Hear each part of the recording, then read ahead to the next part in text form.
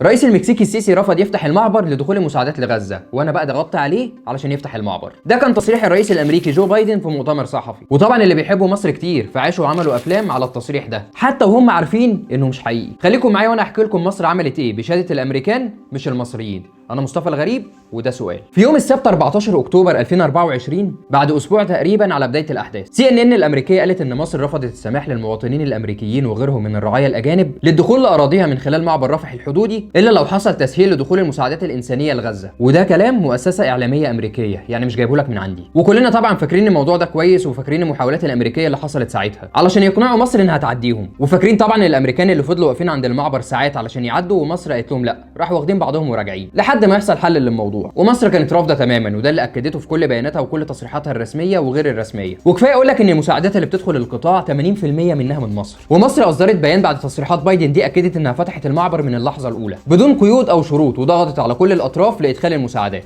وكان القصف الاسرائيلي للجانب الفلسطيني من المعبر هو اللي بيعطل دخول المساعدات. فكل الحاجات دي بتاكد موقف مصر، فما تخليش واحد اهل بلده بيشككوا في صحته الذهنيه يلعب في دماغك وينسيك حاجات انت حضرتها بنفسك. سلام.